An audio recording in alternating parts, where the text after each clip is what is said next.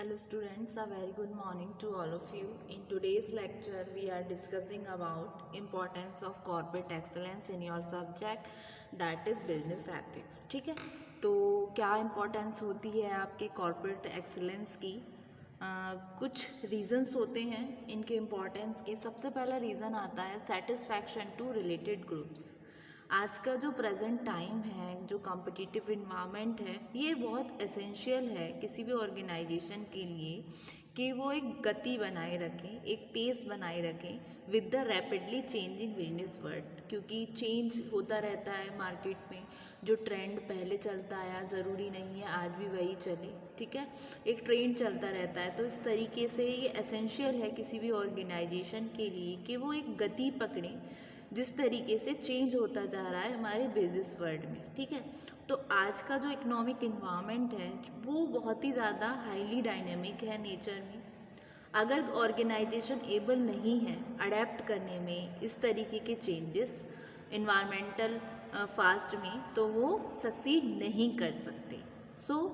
कोई भी ऑर्गेनाइजेशन सोच ही नहीं सकती सक्सेस के बारे में अगर वो डिफरेंट ग्रुप जो रिलेटेड है बिजनेस से वो सेटिस्फाइड नहीं है। तो सिचुएशन में उन्हें किन किन को सेटिस्फाइड करना होता है, आइए उनके बारे में जानते हैं। तो satisfaction to related groups in the present competitive market, competitive environment,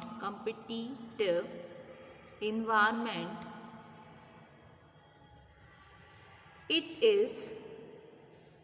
is essential for an organization to keep pace with the rapidly changing business world। ठीक है, कि आज के टाइम में जो प्रेजेंट सिनेरियो है, जो प्रेजेंट कॉम्पिटिटिव इन्वायरमेंट है, ये बहुत ज़रूरी है किसी ऑर्गेनाइजेशन के लिए कि वो पेस रखे with the rapidly changing business world. ठीक है, so if an organisation is not able to adapt itself to changes in the environment first, it cannot succeed। ठीक है, so no organization can think of success if different groups related to business are not satisfied। So no organization can think of success if different groups related to business are not satisfied। सबसे पहला point आता है इसमें आपका, उनको क्या क्या satisfy करना पड़ेगा। सबसे पहले उन्हें सेटिस्फाई करना पड़ेगा कस्टमर्स को। कैसे? उनको प्रोवाइड करके quality product at reasonable price. मतलब जो प्राइस मतलब जिसको इन शॉर्ट में हम बोल सकते हैं वैल्यू फॉर मनी। जो वो 10 रुपये भी पे कर रहे हैं किसी प्रोडक्ट के रिगार्डिंग, तो उसकी एक्चुअल में जो कीमत है, जो रीजनेबल प्राइस है, वो उसका 10 रुपये ही होना चाहिए। ऐसा नहीं है प्रोडक्ट आपका बहुत चीप क्वालिटी का है और आप उस पर एक डिज़ायर प्राइस उस पर ले रहे हो कस्टमर से। ठीक है, तो सबसे पहले it has to satisfy customers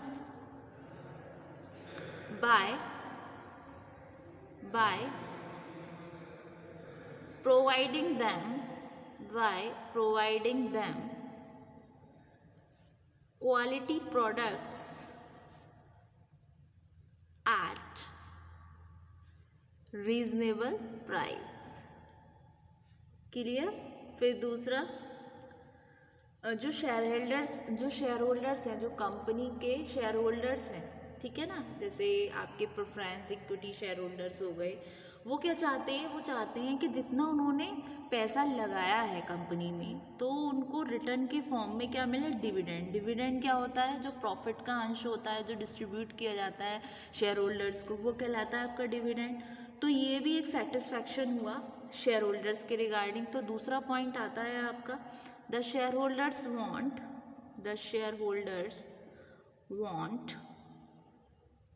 maximum return in the form of dividend। ठीक है। और क्या चाहते हैं, एम्प्लॉय चाहते हैं higher salary, bonus and other benefits.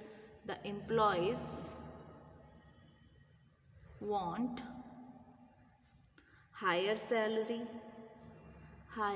salaries, bonus and other benefits।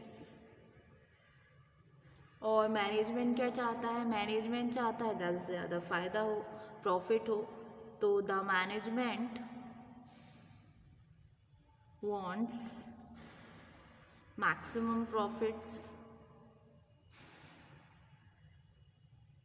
और गवर्नमेंट चाहती है कि टाइम से टैक्स और ड्यूटीज पेड हो टाइम से। ठीक है। तो the government wants tax and duties to be paid in time. तो जो ऑर्गेनाइजेशन है उसको सेटिस्फाई करनी पड़ेंगी ये सारी requirements in order to grow. ठीक है। तो every organisation has to satisfy all these requirements in order to grow। ठीक है ना। और मोस्ट ऑफ द टाइम जो है ये इंटरेस्ट बहुत कॉन्फ्लिक्टिंग नेचर के हो जाते हैं। तो एक्सीलेंट जो ऑर्गेनाइजेशन होती है वो एबल होती है इस तरीके का एक बैलेंस इस्टेब्लिश करने के लिए इन तरीके के कॉन्फ्लिक्टिंग इंटरेस्ट को। तो जो आपका कॉर्पोरेट एक्सीलेंस है वो बहुत इंपॉर्टेंट है सेटिस्फाई करने के लिए डाइवर्स इंटरेस्ट ग्रुप को, जिससे ऑर्गेनाइजेशन रन कर सके स्मूथली और इफेक्टिव वे में। ठीक है। एक ये पॉइंट हुआ इंपॉर्टेंस ऑफ कॉर्पोरेट एक्सीलेंस में आपका सेटिस्फैक्शन टू रिलेटेड ग्रुप्स। अब नेक्स्ट पॉइंट आता है आपका, नेक्स्ट पॉइंट आता है स्टूडेंट आपका रेजिंग फंड को रेज करना। कॉर्पोरेट एक्सीलेंस हेल्प करता है हमें रेज करने के लिए फंड, जो कि मेजर रिक्वायरमेंट होती है किसी भी बिजनेस को रन करने के लिए प्रॉपर तरीके से। ठीक है। अगर किसी ऑर्गेनाइजेशन ने अचीव कर लिया अपना कॉर्पोरेट एक्सीलेंस तो इसका मतलब क्या है, उस ऑर्गेनाइजेशन की बहुत अच्छी रेपुटेशन है मार्केट में। इस रेपुटेशन के हिसाब से जो इन्वेस्टर हैं वो तैयार हो जाते हैं इन्वेस्ट करने के लिए शेयर्स में अपने इन दीज कंपनीज। ठीक है। तो रेजिंग फंड्स, तो corporate excellence also helps in raising funds, which is the major requirement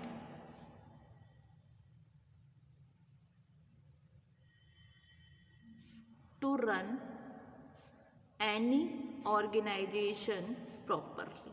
clear. फिर नेक्स्ट आता है आपका रिक्रूटमेंट ऑफ एफिशिएंट वर्कर। क्या आएगा आपका, recruitment of efficient worker. Efficient क्या हुआ, जो अपने कार्य में पूरी तरीके से कुशल है। तो जो एक्सीलेंट ऑर्गेनाइजेशन होगी वो एबल है रिक्रूट करने में बेटर और बहुत ही ज़्यादा टैलेंटेड पर्सोनल को। ठीक है। तो हर कोई चाहता है वर्क करना उस ऑर्गेनाइजेशन के साथ जिसकी रेपुटेशन बहुत अच्छी है। सो जो कॉर्पोरेट एक्सीलेंस है इसको हम बोल सकते हैं ये हेल्प करती है गेट करने में getting services of more talented and experienced personnel. ठीक है। तो an excellent organisation is able to recruit better and more talented personnel than their non-excellent counterparts. Everybody wants to work for an organization of repute. Thus, corporate excellence also helps in getting services of more talented and experienced personnel. Clear? ये होती हैं जो importance होती हैं corporate excellence की। तो एक बार student हम गो थ्रू करते हैं। तो ये थी आपके इम्पोर्टेंस ऑफ कॉर्पोरेट एक्सीलेंस। सबसे पहले इम्पोर्टेंस आती है इसकी के सेटिस्फैक्शन टू रिलेटेड ग्रुप्स। आज का जो प्रेजेंट कॉम्पिटिटिव इन्वायरमेंट है ये बहुत ज़रूरी है किसी ऑर्गेनाइजेशन के लिए कि वो अडेप्ट करे चेंजेस को इन्वायरमेंट में, जिससे कि वो सक्सीड कर पाए। अगर कोई ऑर्गेनाइजेशन ऐसा नहीं करती है तो वो सेटिस्फाई नहीं कर पाती अपने कस्टमर्स को, अपने शेयर होल्डर्स को या अपने एम्प्लॉयज़ को, मैनेजमेंट को, गवर्नमेंट को, तो वो लॉन्ग टर्म तक स्टे नहीं कर पाएगी। तो ये कुछ कंडीशंस हैं, ये कुछ रिक्वायरमेंट्स हैं जो हर ऑर्गेनाइजेशन को सेटिस्फाई करना होता है ग्रो करने के रिगार्डिंग। ठीक है, तो ये रही आपकी और जो रिक्वायरमेंट्स हैं। ठीक है, फिर सेकंड आता है फंड रेज करने में हेल्प करता है जो कॉर्पोरेट एक्सेलेंस है, क्योंकि एक रेपुटेशन बन जाती है, एक अच्छी गुडविल बन जाती है मार्केट में। फिर रिक्रूटमेंट ऑफ एफिशिएंट वर्कर्स, और जो एम्प्लॉयज़ होते हैं जो अच्छा वर्क कर रहे हैं, जो टैलेंटेड हैं, वो भी एक अच्छी कंपनी के साथ जुड़ना चाहते हैं, जिससे कि उनको उसमें बहुत ज़्यादा सीखने को मिलता है। इसके रिगार्डिंग रिक्रूटमेंट होता है एफिशिएंट वर्कर्स का। तो स्टूडेंट ये थे आपके importance of corporate excellence. Hope so आपको समझ आया होगा। Thank you so much.